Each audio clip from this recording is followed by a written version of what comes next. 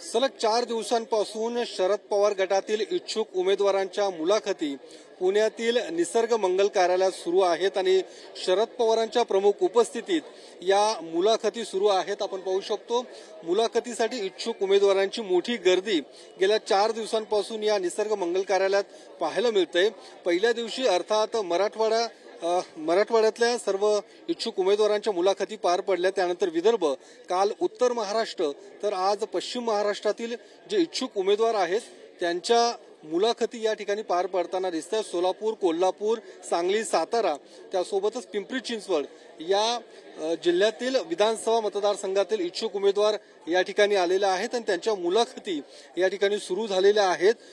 या सगळ्या याच्यामध्ये आपण पाहू शकतो रोहित पाटील जे आर पाटील यांचे पुत्र आहेत ते सुद्धा मुलाखत देण्यासाठी आलेले आहेत। कागलमधून समरजित घाडगे, पंढरपूरमधून भारत भालके, अभिजित पाटील काही वेळापूर्वीच शरद पवारांच्या भेटीसाठी आलेले आहेत आणि आपण पाहू शकतो हे सर्व इच्छुक उमेदवार या ठिकाणी भेटीसाठी आल्याचं आपल्याला पाहायला मिळतंय। समरजित घाडगे हे यांनी काही दिवसांपूर्वीच शरद पवार गटात प्रवेश केलेला आहे आणि ते सुद्धा या ठिकाणी मुलाखत देण्यासाठी आलेले आहेत।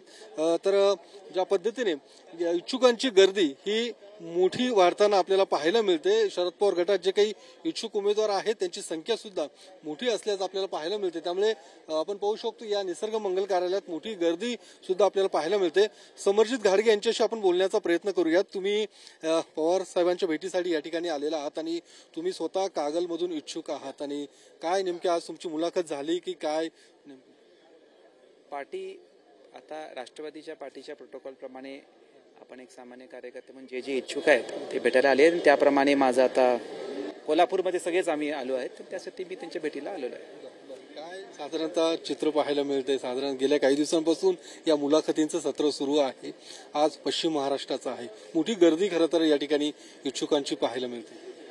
हा विश्वास आहे की येत्या काळामध्ये परिवर्तन घडणार आहे आणि तो विश्वास आहे आणि असंख्य कार्यकर्ते ज्यांनी राष्ट्रवादी काँग्रेसमध्ये पवार साहेबांच्या पाठीशी राहिले, सगळ्यांची इच्छा आहे की आपल्याला एक संधी मिळावी। त्याच्यामुळे आज इच्छुकांची गर्दी चांगली आहे आणि चांगला प्रतिसाद आहे। चांगला प्रतिसाद आहे असं समरजित घाडगे यांचं म्हणणं आहे। ते स्वतः सुद्धा आज मुलाखत देण्यासाठी आलेले आहेत आणि अशाच पद्धतीने इच्छुकांची गर्दी या ठिकाणी पाहायला मिळते। आणि उद्या सुद्धा पुणे शहर आणि ग्रामीण मधील जे काही इच्छुक उमेदवार आहेत त्यांच्या मुलाखती या ठिकाणी पार पडणार आहेत।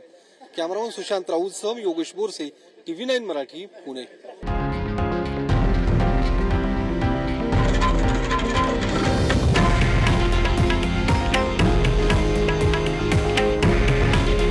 हे आहे देशातील नंबर 1 न्यूज नेटवर्क आणि आपण पाहत आहात TV9 मराठी।